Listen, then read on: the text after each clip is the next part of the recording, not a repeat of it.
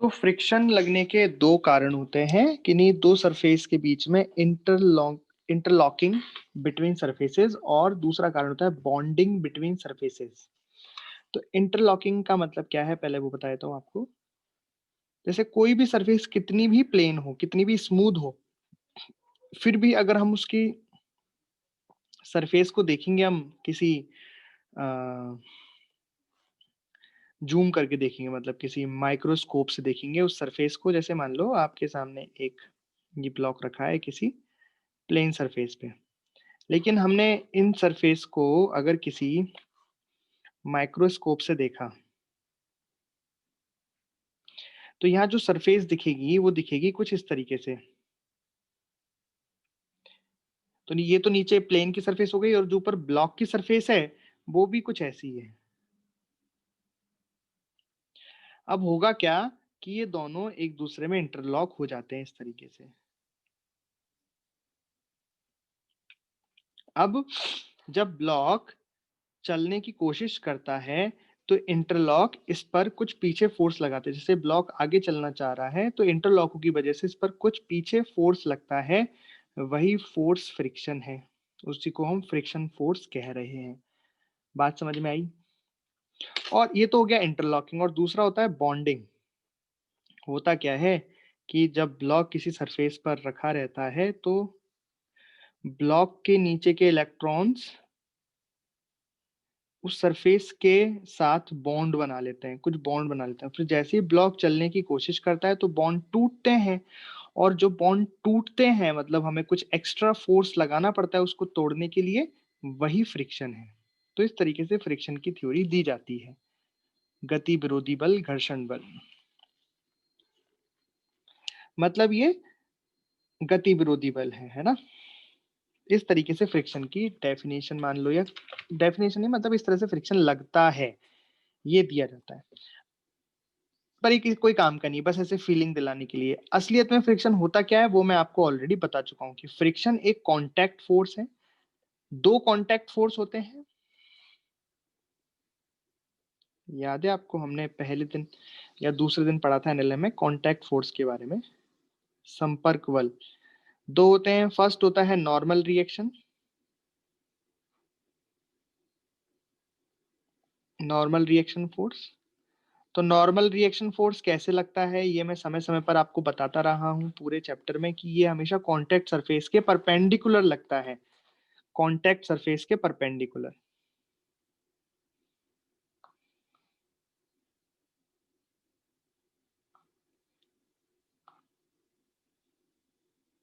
Contact surface के perpendicular लगता है। जबकि जो फ्रिक्शन फोर्स होता है,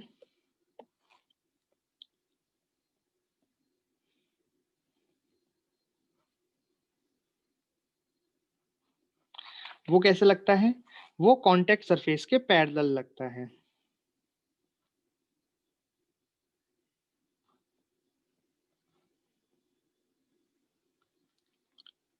कांटेक्ट मतलब ये दोनों होते कांटेक्ट फोर्स ही हैं। मतलब अगर नेट रिजल्टेंट कांटेक्ट फोर्स की बात की जाए, जैसे अगर मैं डायग्राम बनाऊं कि ये एक ब्लॉक है जो एक सरफेस पे रखा हुआ है, ये सरफेस रफ है, रफ सरफेस। अब सरफेस रफ हुआ करेंगी, ठीक है।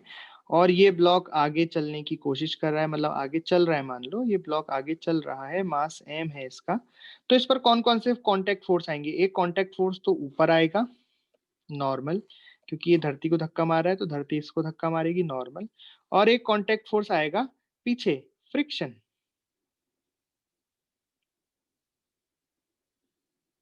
फ्रिक्शन। तो दो कांटेक्ट फोर्स आएंगे। ये कांटेक्ट फोर्स का नॉर्मल तो क्या कहलाता है, हम कांटेक्ट फोर्स का परपेंडिकुलर कंपोनेंट, और ये हो गया कांटेक्ट फोर्स का पैरेलल, कांटेक्ट फोर्स का पैरेलल कंपोनेंट। तो जो कांटेक्ट फोर्स है वो किधर है, कांटेक्ट फोर्स कहाँ है? तो इन दोनों का जो रिजल्टेंट है उसे हम कहेंगे कांटेक्ट फोर्स। इन दोनों का जो रिजल्टेंट है वो कहलाता है contact force are.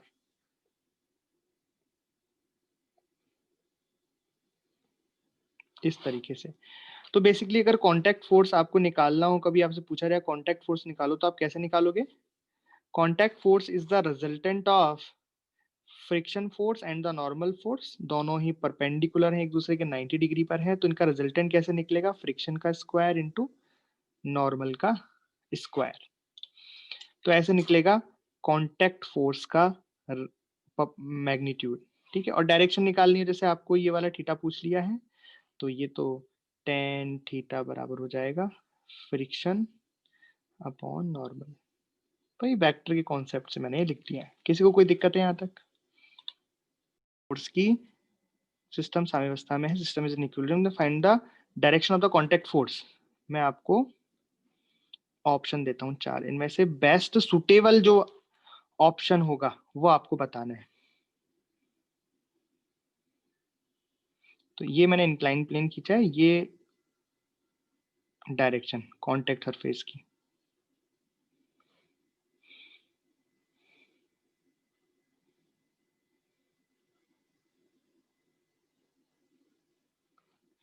Contact surface वो इंक्लाइन प्लेन बना के मैं बता रहा हूँ, ताकि आप अच्छे से मतलब जज कर पाओ कि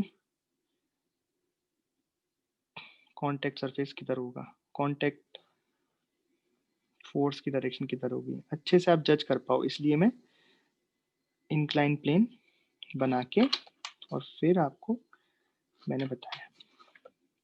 बताओ कौन सा ऑप्शन सबसे सही रिप्रेजेंट कर रहा है कॉन्टैक्ट फोर्स की डायरेक्शन को?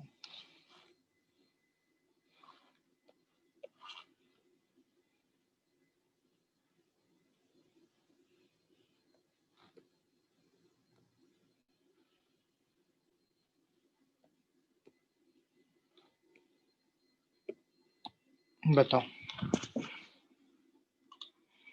जैसा कि आपको बताया गया है कि कॉन्टैक्ट सरफेस होता है फ्रिक्शन फोर्स एवं नॉर्मल फोर्स का रिजल्टेंट। तो यहाँ पे फ्रिक्शन किधर लगेगा? फ्रिक्शन इधर लगेगा कि इधर? फ्रिक्शन किधर लगेगा, एक नंबर साइड की दो नंबर साइड? बताओ फ्रिक्शन किधर लगेगा इस सिचुएशन में? फ्रिक्शन किधर लगेगा, एक नंबर की दो नंबर? ऑब्वियस है दो नंबर की तरफ लगेगा। क्यों? क्योंकि यहाँ पे ब्लॉक फिसलना किधर चाहता है, ब्लॉक नीचे फिसलना चाहता है, तो फ्रिक्शन पीछे लगेगा, तो इधर तो फ्रिक्शन लग जाएगा। नॉर्मल किधर लगेगा? नॉर्मल तो ऐसे लगेगा परपेंडिकुलर, ये नॉर्मल। तो इन दोनों का जो रिजल्टेंट आएगा वो किधर आएगा? इन दोनों का रिजल्टेंट किस दिशा में आना चाहिए? इन दोनों का रिजल्टेंट इसके बीच में कहीं आना चाहिए।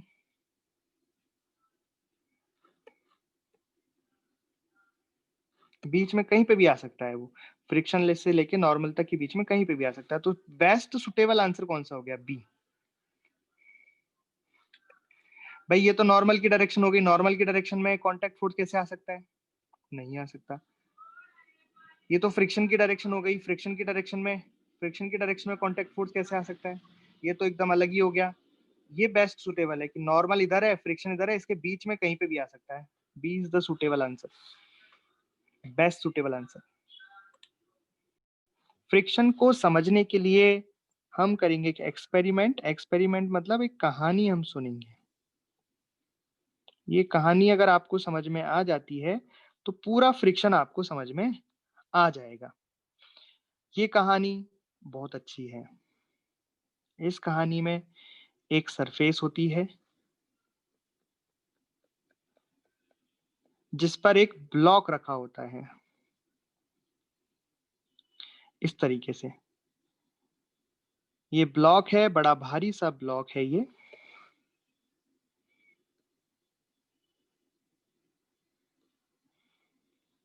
ठीक है, और इस पर लगा होता है एक फोर्स आगे की तरफ।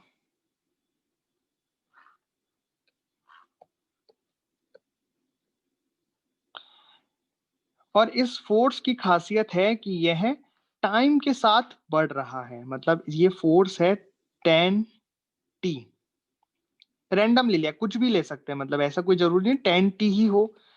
मैं तो बोल रहा हूँ एक फोर्स है जो समय के साथ बढ़ रहा है, इसलिए मैंने ले लिया 10t 5t, कुछ भी ले लो, उससे कोई फर्क नहीं पड़ेगा। ठीक है, बस ये मैं कहना चाह रहा हूँ कि समय के साथ ही बढ़ रहा है ना। ये जो सरफेस है वो है रफ, खुरदरी सरफेस है। ठीक है, कंटिन्यू करते हैं, बीच में डिस्टरबेंस हो गया था। चलिए, तो कहानी कुछ इस तरह थी। एक ब्लॉक था जो कि खुरदुरी सतह पर रखा गया है, जो कि एक रियल सिचुएशन है, क्योंकि कभी कोई भी सरफेस स्मूथ नहीं हो सकती। हम डेली यूज में या जब भी कोई भी सरफेस देखते हैं तो वो खुरदरी होती ही है, चाहे कोई कम खुरदरी होती है, कोई ज्यादा खुरदरी होती है, पर वो खुरदरी होती है। उस पर हमने एक फोर्स लगाया 10T, मतलब एक फोर्स लगाया जो समय के साथ बढ़ रहा है। चलिए, अगर आपको ये समय के साथ बढ़ता हुआ फोर्स पसंद नहीं आ रहा है तो मान लो कि यहाँ पे एक लड़का खड़ा है, एक आदमी खड़ा है जो इस ब्लॉक को खींचना चाहता है। वो इस ब्लॉक को खींच रहा है, इस ब्लॉक को वो चलाना चाहता है। ठीक है, तो वो स्टार्टिंग में क्या करते हैं, हम जब किसी को खींचते हैं कोई भारी सी चीज, तो पहले एक बार खींच के देखते हैं, कम फोर्स लगाते हैं, फिर देखते हैं हाँ इतने पे तो नहीं चल रहा है, फिर और ज्यादा लगाते हैं, फिर भी नहीं चलता है, फिर और ज्यादा लगाते हैं, फिर भी नहीं चलता है, फिर और ज्यादा लगाते हैं, तो फिर शायद चल जाए। ऐसे ही करते हैं ना हम, धीरे धीरे बढ़ाते हैं फोर्स, धीरे धीरे देखते हैं कि हाँ इसको खिसकाने के लिए कितने की जरूरत है। ऐसा थोड़ा ना है कि हल्का सा है तो उसमें भी अपन पूरी ताकत लगाते हैं। हल्का सा 1 किलो का है, कोई उसको खिसकाने में अपने पूरी ताकत लगा दी, ऐसा नहीं होता है। हम पहले खिसका खिसका दिया था, इतने पे खिसक गया, ठीक वैसा ही हो रहा है। मतलब इसलिए मैं कह रहा हूँ कि यहाँ फोर्स लगातार बढ़ता जा रहा है। भाई इस लड़के को ये ब्लॉक खिसकाना है, तो क्या करेगा, पहले खिसका के देखेगा, हो सकता है खिसक जाए, हो सकता है नहीं खिसके, नहीं खिसकेगा तो फिर अपना फोर्स और बढ़ाएगा, फिर और बढ़ाएगा, और बढ़ाएगा, और बढ़ाएगा, और बढ़ाएगा। लेकिन मुझे ये तो बताओ, वो फोर्स कौन सा है जो इस ब्लॉक को खिसकने नहीं दे रहा है? क्यों नहीं खिसक रहा है ब्लॉक? अभी तक जो एनएलएम में हमने पढ़ा था वहां पे तो खिसक जाता था, वहां पे तो हल्का सा फोर्स लगाओ खिसक जाता था, चाहे कितना भी भारी ब्लॉक हो, हल्का सा फोर्स लगाओ खिसक जाता था, क्योंकि वहां पे फ्रिक्शन नहीं होता था। लेकिन यहाँ पे फ्रिक्शन है। ठीक है, तो देखो हम टेबल बनाते हैं, ऐसा करते हैं, फोर्स वही लगा देते हैं समय के साथ वाला, कि समय के साथ वो फोर्स बदल रहा है, 10T है। F बराबर 10T, मतलब जैसे जैसे समय बढ़ रहा है वो फोर्स भी बढ़ रहा है। एक टेबल में बना देता हूं,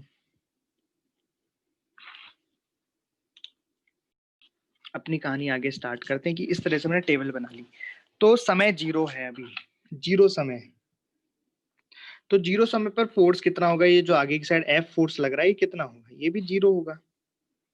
मतलब इस ब्लॉक को आगे कोई नहीं खींच रहा है, फोर्स 0 है ना अभी, तो इसका मतलब आगे इसको कोई नहीं खींच रहा है। इसका मतलब क्या इस पे पीछे फ्रिक्शन लगेगा इस केस में?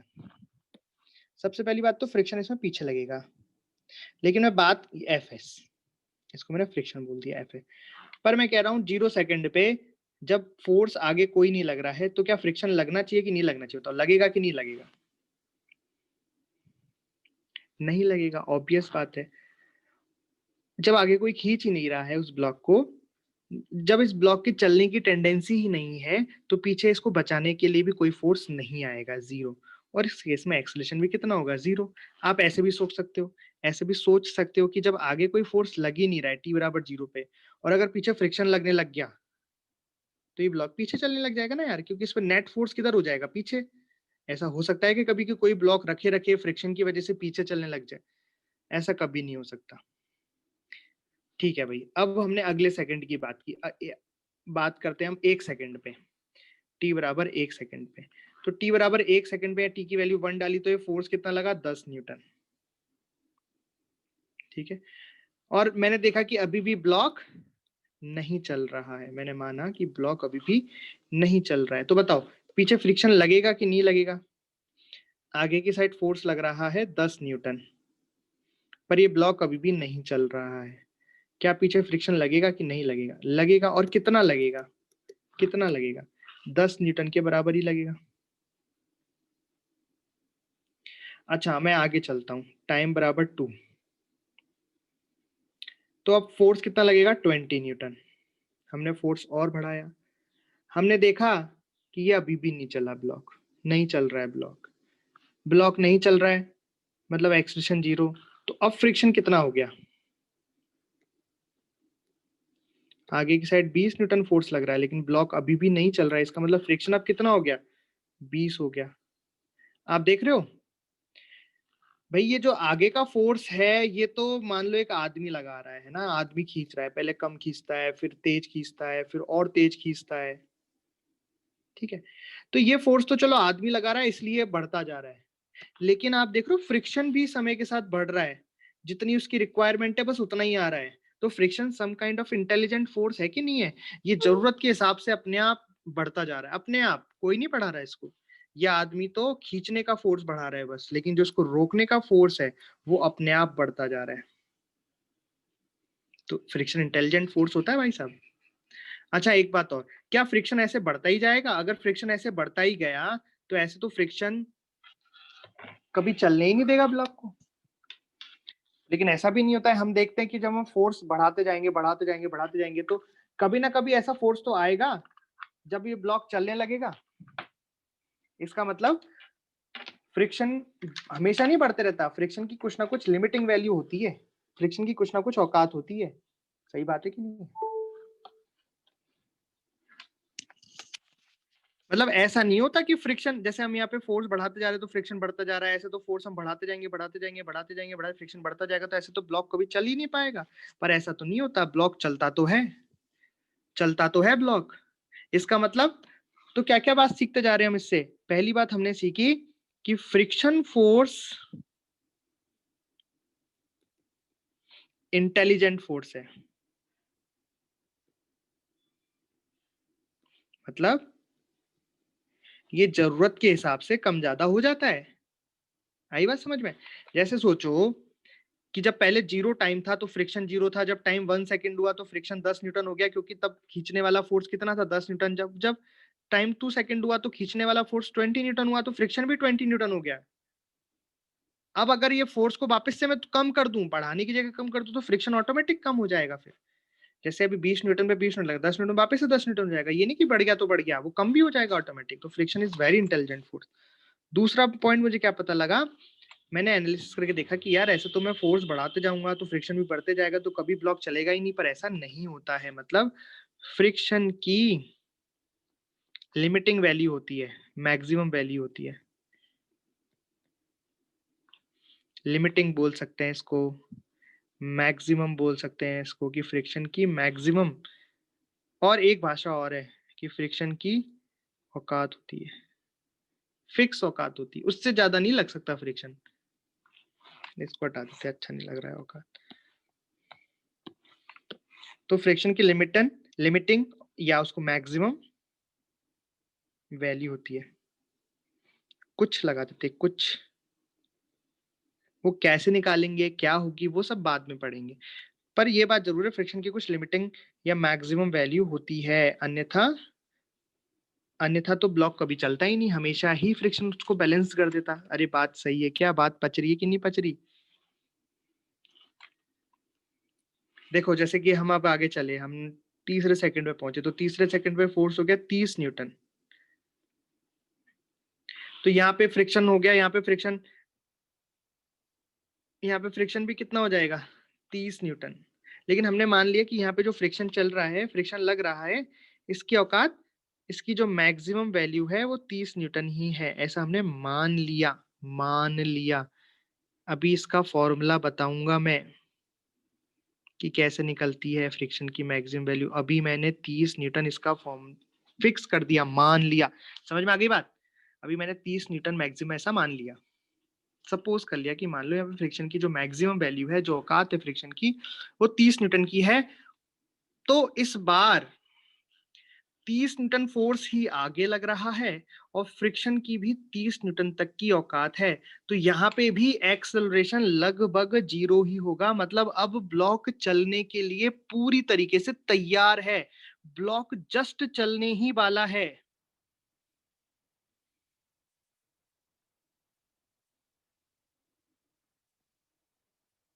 क्योंकि फ्रिक्शन अपनी औकात पर पहुंच चुका है, फ्रिक्शन जितना लग सकता था वो लग चुका है, इससे ज्यादा फ्रिक्शन नहीं लग सकता।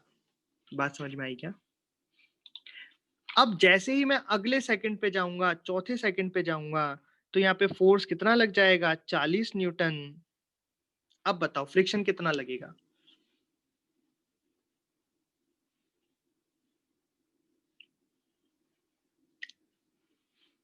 यस, फ्रिक्शन 30 ही लगेगा, फ्रिक्शन 30 ही लगेगा, फ्रिक्शन नहीं बढ़ेगा। वो फ्रिक्शन की मैक्सिमम वैल्यू थी, लेकिन प्रैक्टिकली ऐसा देखा गया है कि यहाँ जो फ्रिक्शन लगेगा वो 30 या 30 से कम ही लगता है। 30 या 30 से कम ही लगता है कुछ। जैसे मान लो 28 लग गया, 30 या 30 से थोड़ा सा कम ही लगेगा प्रैक्टिकली। मैं बताऊंगा ऐसा क्यों हुआ। और इस केस में इसके पास भरपूर एक्सेलरेशन आ गया। मान लो इसके पास कितना लगाया अभी फ्रिक्शन, 28 लगाया है ना, 30 से थोड़ा कम लगाया 28। तो यहाँ पे एक्सेलरेशन कितना आ गया इसका, 40 minus 28 divided by mass M, जो भी मास है इसका, वो एक्सेलरेशन आ गया इसका। सही बात है कि नहीं बात है? इस तरीके से मतलब हम इससे क्या सीखे, इससे हम ये सीखे कि अगर फ्रिक्शन का ग्राफ में बनाऊं इस फोर्स एफ के साथ, जो टाइम के साथ वेरिएबल है, इस फोर्स एफ के साथ मैं अगर फ्रिक्शन का ग्राफ बनाऊं तो कैसे बनेगा कि पहले तो फ्रिक्शन और फोर्स बढ़ते जाएंगे बढ़ते जाएंगे, देखो बराबर बराबर, जितना फोर्स उतना फ्रिक्शन, जितना फोर्स उतना फ्रिक्शन, जितना फोर्स उतना फ्रिक्शन, ऐसे बढ़ते जाएंगे। पर एक मोमेंट ऐसा आएगा जब, देखो एक मोमेंट ऐसा आया, अच्छा चलो अगला एक एक अगला सेकंड भी लिख लेता हूं कि मान लो 5वें सेकंड पे हम गए, 5वें सेकंड पे, तो अब क्या होगा बताओ। 0 1 2 3 4 5 सेकंड पे आ गए, तो आगे फोर्स कितना लगेगा, 50 लगेगा आगे फोर्स। अब बताओ फ्रिक्शन कितना लगेगा, 28 लगेगा। फ्रिक्शन अब 28 ही लगेगा हमेशा, चाहे फोर्स कितना भी हो जाए, फ्रिक्शन 28 ही लगेगा। तो आप देख रहे हो फ्रिक्शन कैसे हुआ। पहले तो फ्रिक्शन फोर्स जैसे बड़ा बड़ा बड़ा बड़ा बड़ा बड़ा, फिर उसकी वो अधिकतम मान तक पहुंचा, अधिकतम मान के बाद वो थोड़ा सा कम हुआ और फिर कांस्टेंट हो गया। मतलब अगर मैं इसका ग्राफ बनाऊं तो कुछ ऐसा कि वो देखो यहां तक बढ़ रहा है बढ़ रहा है बढ़ रहा है, यहां इसकी फ्रिक्शन की मैक्सिमम वैल्यू आई, ये फ्रिक्शन की मैक्सिमम वैल्यू आई, लिमिटिंग वैल्यू। उसके बाद वो थोड़ा सा कम हुआ और फिर हमेशा के लिए कांस्टेंट हो गया। देखा, इस तरीके से फ्रिक्शन का ग्राफ बनेगा फोर्स के साथ। तो यार देखो क्या हो रहा है, पहले फोर्स भी बढ़ रहा है, फ्रिक्शन भी बढ़ रहा है, फोर्स भी बढ़ रहा है यहां तक, तो फिर इसके बाद बस फोर्स ही बढ़ता जा रहा है, फ्रिक्शन तो कांस्टेंट हो गया। इस तरीके से ग्राफ बनेगा, ठीक है।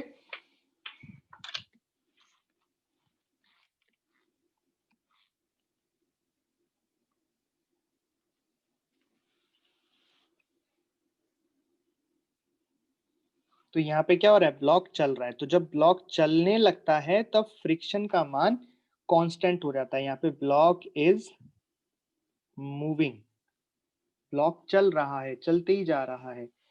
यहाँ पे आया है लिमिटिंग फ्रिक्शन, यहाँ पे ब्लॉक जस्ट मूव, मतलब ब्लॉक यहाँ चलने वाला है। ये कहानी अगर आपको समझ में आ गई तो पूरा चैप्टर बहुत आसान है। अगर ये कहानी आप किसी को कोई दिक्कत है तो पूछ लो, ये कहानी आपको याद रखनी है, बस यही है फ्रिक्शन, इतना सा। इसके बाद तो सिर्फ इसमें क्वेश्चंस ही हैं। अच्छा यहाँ पे क्या हो रहा है, ब्लॉक इज एट रेस्ट, इस पूरे पोर्शन में ब्लॉक रेस्ट पे है, ठीक है। ओके, तो देखो आपने देखा यहाँ पे दो तरीके के फ्रिक्शन आपको समझ में आ रहे होंगे। एक फ्रिक्शन तो ऐसा है जो समय के साथ बढ़ता जा रहा है, जो बढ़ता जा रहा है, फिर एक जो कांस्टेंट हो गया। यहाँ दो तरीके के फ्रिक्शन है। एक तो तब जब ब्लॉक रुका हुआ है, जब ब्लॉक रुका रहता है तो फ्रिक्शन बढ़ता जाता है लिमिटिंग वैल्यू तक, लेकिन जब ब्लॉक चलना स्टार्ट कर देता है तो ब्लॉक, तब फ्रिक्शन कांस्टेंट हो जाता है। तो यहाँ पे दो तरीके के फ्रिक्शन है, दो फ्रिक्शन है जिनकी हम बातें करने वाले हैं। There are two frictions. First है स्टैटिक फ्रिक्शन,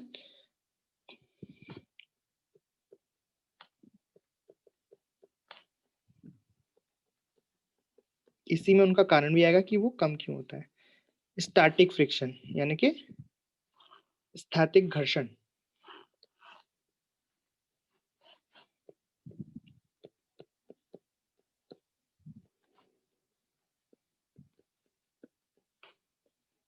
स्थैतिक घर्षण बल।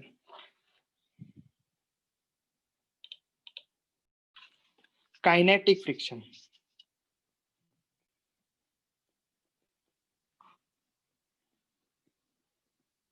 यानी कि गतिज फ्रिक्शन। जैसा कि नाम से ही स्पष्ट है कि स्थैतिक फ्रिक्शन कब लगेगा, स्टैटिक फ्रिक्शन कब लगेगा, जब there is no relative motion between the objects और between the surface and the object. Means there is no relative motion, no relative motion between surfaces. जैसे कि हमारे फर्स्ट केस में हो रहा था, जब तक ब्लॉक चल नहीं रहा था तब तक ब्लॉक की सरफेस में और ग्राउंड की सरफेस में कोई भी मोशन नहीं हो रहा था, राइट। तो अब कौन सा फ्रिक्शन आया, स्टैटिक फ्रिक्शन। मतलब यहां तक तो कौन सा फ्रिक्शन है आपका, 30 तक तो स्टैटिक फ्रिक्शन। उसके बाद जो फ्रिक्शन लग रहा है दैट इज काइनेटिक फ्रिक्शन, जब ब्लॉक चलने लगा। जैसे कि यहाँ पे ये वाला पोर्शन पूरा किसका है, स्टैटिक फ्रिक्शन का।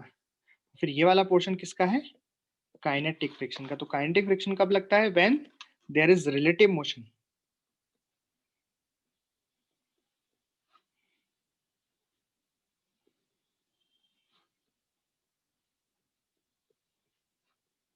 बिटवीन सरफेसेस, ठीक है, इस तरीके से। तो सबसे पहले हम स्टैटिक फ्रिक्शन के बारे में डिटेल में पढ़ेंगे, तब आपके कुछ कुछ सवालों के जवाब मिलते जाएंगे आपको आराम से। ये फ्रिक्शन, आप बस यही करना है अपन को अब 7-8 दिन, है ना। इतना सही है फ्रिक्शन,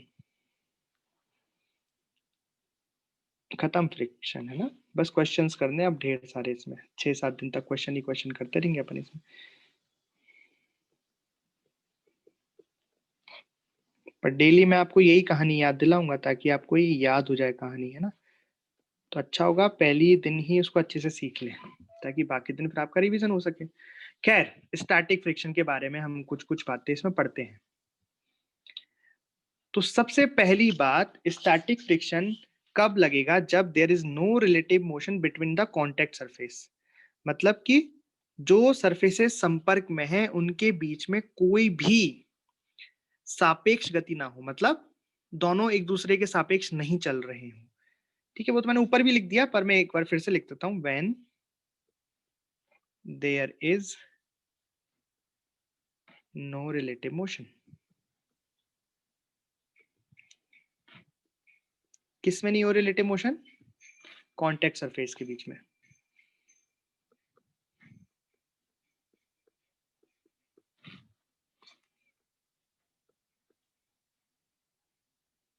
बिटवीन कॉन्टेक्ट सरफेस, ठीक है।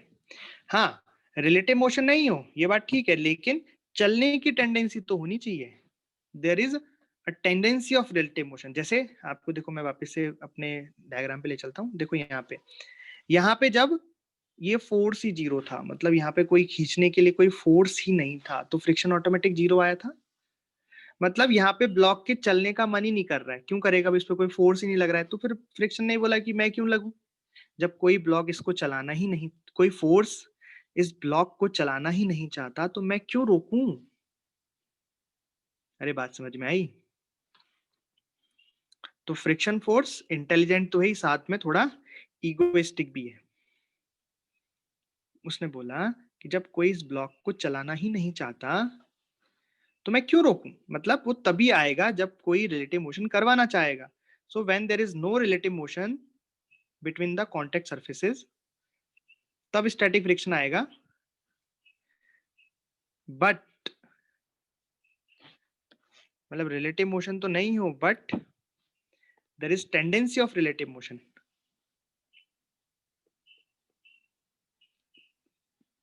मतलब उसके चलने की प्रवृत्ति होनी चाहिए ब्लॉक की। ब्लॉक चलने वाला होना चाहिए, चल उसका मन होना चाहिए कि हाँ भाई चलना चाहता है वो। टेंडेंसी का मतलब है चलना चाहता है,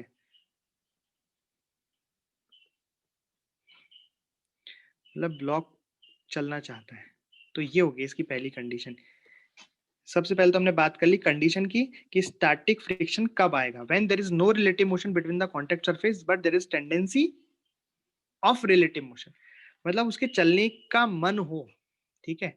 दूसरी प्रॉपर्टी स्टैटिक फ्रिक्शन की, It is a self-adjusting force, means it is a very intelligent force. It is a self-adjusting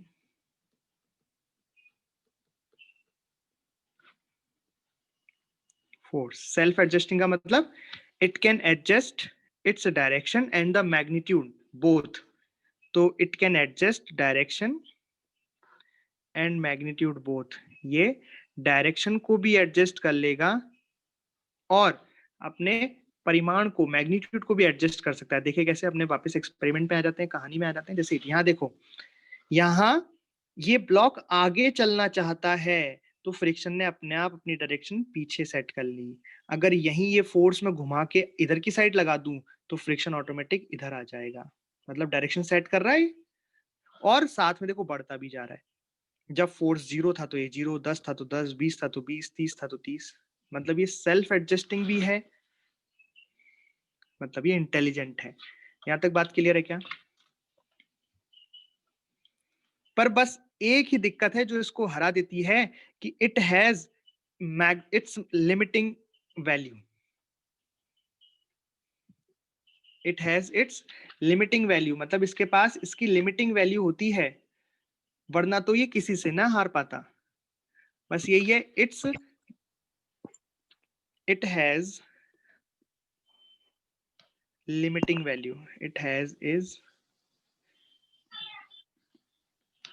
limiting value. It has maximum value, that is called limiting friction.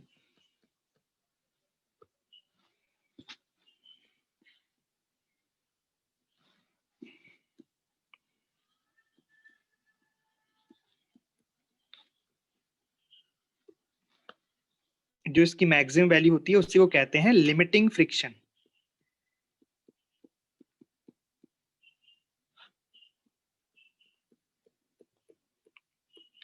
देखो ये तो तीन बातें हैं इसके बारे में कि ये तब आता है जब कोई रिलेटिव मोशन होता है सरफेस के बीच में। ये सेल्फ एडजस्टिंग फोर्स है, ये अपने वैल्यू बढ़ा सकता है, कम कर सकता है, डायरेक्शन चेंज कर सकता है, और इसके पास एक मैक्सिमम वैल्यू होती है जो इसकी लिमिटिंग फ्रिक्शन कहलाती है, सीमांत फ्रिक्शन, सीमांत घर्षण बल।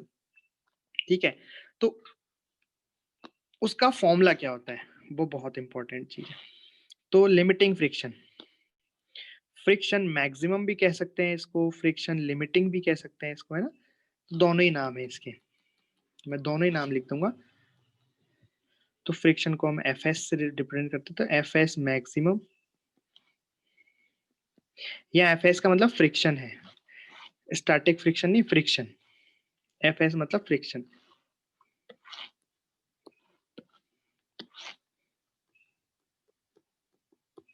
फ्रिक्शन मैक्सिमम या फ्रिक्शन लिमिटिंग,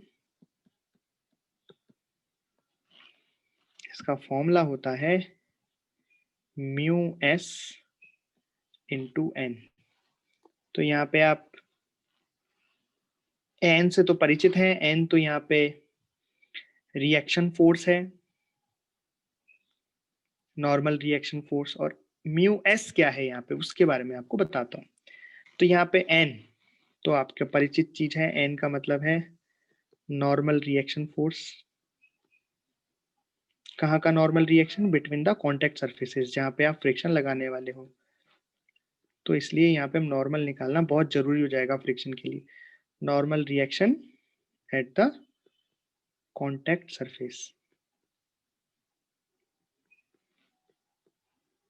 तो जहाँ पे आप फ्रिक्शन लगाने वाले हो जिस कॉन्टेक्ट सरफेस पे, वहां पे क्या नॉर्मल है, तो यह नॉर्मल निकालना बहुत बहुत इंपॉर्टेंट हो जाएगा, राइट? और म्यू एस क्या है? तो म्यू एस है घर्षण गुणांक, इसको बोलेंगे कॉफिशिएंट ऑफ स्टैटिक फ्रिक्शन, स्थैतिक घर्षण गुणांक।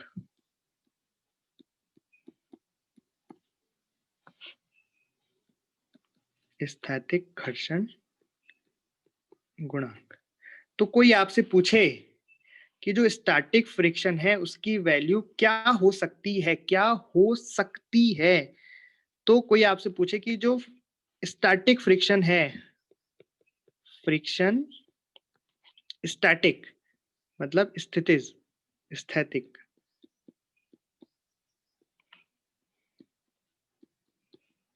इसकी वैल्यू क्या हो सकती है? तो इसकी वैल्यू क्या हो सकती है? इसकी वैल्यू, स्टैटिक फ्रिक्शन की वैल्यू 0 से लेके और मैक्सिमम तक या लिमिटिंग तक कुछ भी हो सकती है। तो स्टैटिक फ्रिक्शन की वैल्यू 0 से लेके, और ये जो हमने मैक्सिमम निकाला ना ऊपर,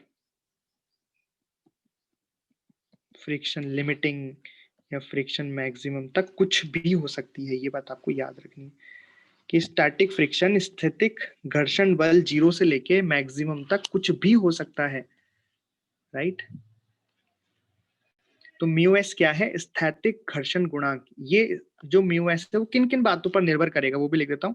तो जो म्यू एस है वो केवल कॉन्टैक्ट सरफेस पर निर्भर करता है। म्यू एस ये बताता है कि कौन सी सरफेस कितनी ज्यादा खुरदरी है। तो जो सरफेस जितनी ज्यादा खुरदरी होगी उसका म्यू एस उतना ही ज्यादा होगा। जैसे जैसे हम घर के अंदर की बात करें तो मार्बल लगा होता है या टाइल्स लगी होती हैं, और एक सड़क की बात करें तो म्यू किसका ज्यादा होगा? घर के अंदर लगी मार्बल का, या जो रोड सड़क बनी होती है डंबर की वो, राइट। तो ये डिपेंड करता है सरफेस पर, और किसी पे भी ये डिपेंड नहीं करता है। ना ही एरिया पर डिपेंड करेगा, सरफेस एरिया पर डिपेंड नहीं करता है। ये केवल सरफेस की रफनेस पर डिपेंड करता है, ठीक है। सरफेस एरिया पे डिपेंड नहीं करेगा, कि ना ही मास पे डिपेंड करेगा। किसी का मास ज्यादा है, किसी का कम है, तो वहां पे म्यू उससे डिपेंड नहीं करता है। किसी का सरफेस एरिया ज्यादा है, मतलब कोई ज्यादा चौड़ी ऑब्जेक्ट है, कोई सक्रिय ऑब्जेक्ट है, तो वहां पे भी म्यू डिपेंड नहीं करेगा उसके। म्यू डिपेंड करेगा केवल रफनेस ऑफ द सरफेस के। तो देखो ये है स्टैटिक फ्रिक्शन की पूरी कहानी। पढ़ लो 3 बार और पूछो कोई डाउट हो तो। जो म्यू एस है यानी कि घर्षण गुणांक है, ये आपको दिया रहता है किसी भी सरफेस की स्मूथनेस के हिसाब से, है ना। म्यू एस दिया रहता है आपको, और नॉर्मल आपको फाइंड करना रहता है एफबीडी बना के, ठीक है। चलो, तो इसके एक आध क्वेश्चन मैं करवाता हूँ जिसमें आपको पता लगेगा कि ये किस तरीके से अपने मैग्नीट्यूड को एडजस्ट करता है, राइट। जैसे एक सवाल है, छोटे छोटे मैं सवाल करा रहा हूँ आपसे, कोई बड़े बड़े सवाल नहीं करा हूँ, कॉन्सेप्चुअल सवाल करा रहा हूँ कि मान लो कि ये ब्लॉक है 10 किलो का, ठीक है, और आगे मैंने फोर्स लगाया है 100 न्यूटन। सरफेस रफ है और ब्लॉक नहीं चल रहा है, ब्लॉक इज नॉट मूविंग,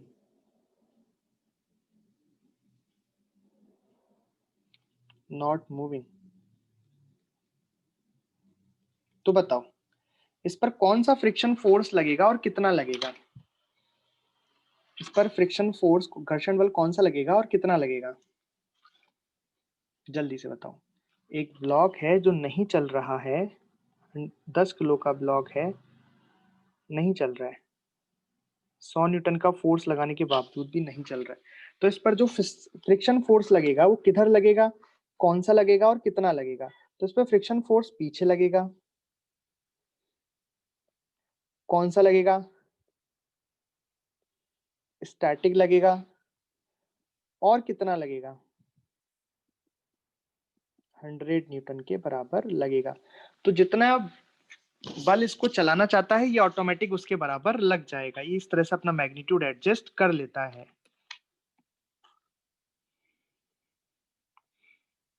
ये वाला बताओ। जैसे मान लो ये एक इंक्लाइन प्लेन है और यहाँ ऊपर एक ब्लॉक रखा है,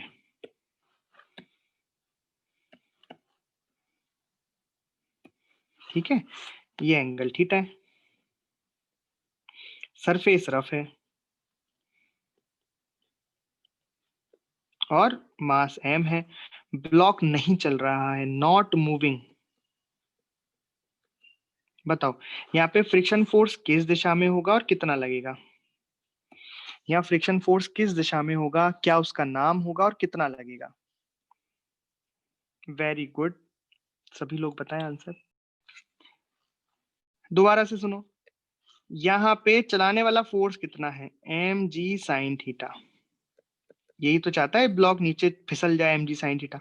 पर ये नॉट मूविंग, नहीं चल रहा है, इसका मतलब कोई बल इसको रोक रहा है। कौन सा बल है? Static friction. कितना लगेगा? सेम टू सेम लगेगा। अरे भाई सोचो, अगर एफ स्टैटिक इसके बराबर नहीं लगता, एम जी साइन थीटा के बराबर नहीं लगता, कम लगता, तो क्या होता है? ये ब्लॉक नीचे चलने लगा था। अगर static friction M G sine theta के बराबर नहीं होता तो ये ब्लॉक नीचे चलने लग जाता ना। ये कम है, कम, इसको जो बचा रहा है वो छोटा है, जो चलाने वाला है वो ज्यादा है, तो नीचे चलेगा। और अगर बाई चांस एफ स्टैटिक ज्यादा लग जाता, अगर एफ स्टैटिक ज्यादा लग जाता तो ये पीछे चलने लगता। ऐसा कभी हो सकता है क्या कि ब्लॉक किसी ढलान पे रखा हो और पीछे चलने लग जाए? नहीं, आपके गांव में होता तो पता नहीं, हमारे यहाँ तो नहीं होता, मेरे गांव में तो नहीं होता कि कोई चीज ढलान पे रखी है और पीछे चल रही है। ऐसा हो सकता है क्या? सामान्य परिस्थितियों में तो नहीं हो सकता, तो इसलिए दोनों को बराबर होना पड़ेगा। आपको बताना है कि दोनों ब्लॉकों के बीच में, ए और बी के बीच में कौन सा फ्रिक्शन लगेगा।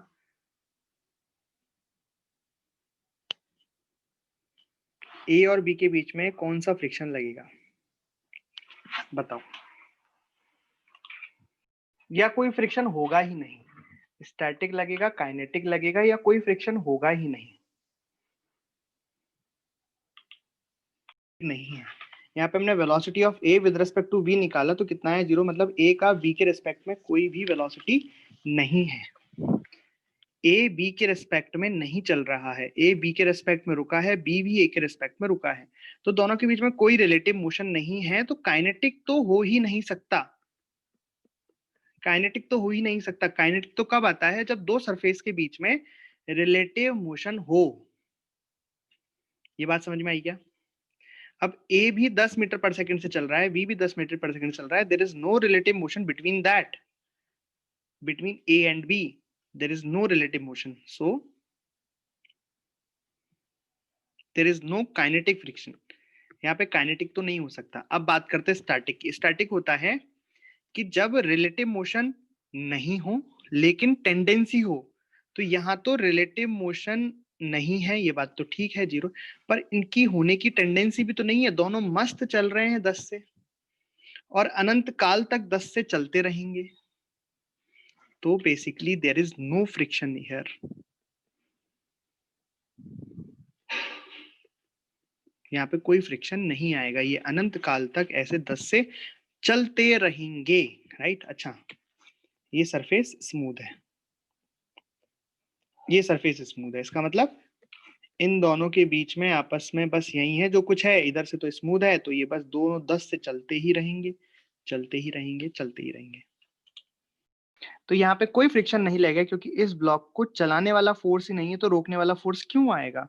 आपको बताया था मैंने, फ्रिक्शन थोड़ा ईगोइस्टिक होता है, बोल रहा है कि इस ब्लॉक को कोई चला ही नहीं रहा है, तो मैं क्यों जाऊं रोकने के लिए? कोई चलाए तो सही पहले उसे, तब तो जाके रोकूंगा। बात समझ में आई? ऐसा।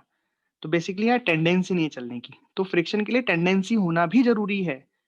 मान लिया रफ सरफेस है लेकिन ब्लॉक पड़ा हुआ है, उसमें जब चलने की टेंडेंसी आएगी, जब वो चलना चाहेगा, तो फ्रिक्शन आएगा। तो ये भी सेम केस है, सेम वेलोसिटी से चल रहे हैं, मतलब एक दूसरे के रिलेटिव रुके हुए हैं एक तरीके से। यहाँ पे भी तो देखो, ब्लॉक की वेलोसिटी 0 है, और ये धरती है, धरती की वेलोसिटी भी 0 है, तो दोनों की रिलेटिव वेलोसिटी एक दूसरे के रिस्पेक्ट में 0 है। No friction. यहाँ पे भी सेम ऐसा ही है, नो फ्रिक्शन। कोई फोर्स भी नहीं लग रहा है, देखो इस पे भी कोई फोर्स नहीं लग रहा है, यहाँ पे भी कोई फोर्स नहीं लग रहा है।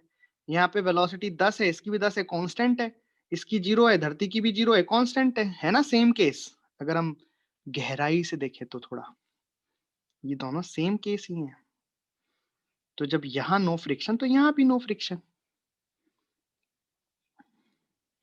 ऐसा। ठीक, करिए। यह आपको बताना है कि ब्लॉक चलेगा या नहीं, फिर आपको बताना है कि इस पर फ्रिक्शन कितना लगेगा, ब्लॉक पर फ्रिक्शन फोर्स कितना लगेगा।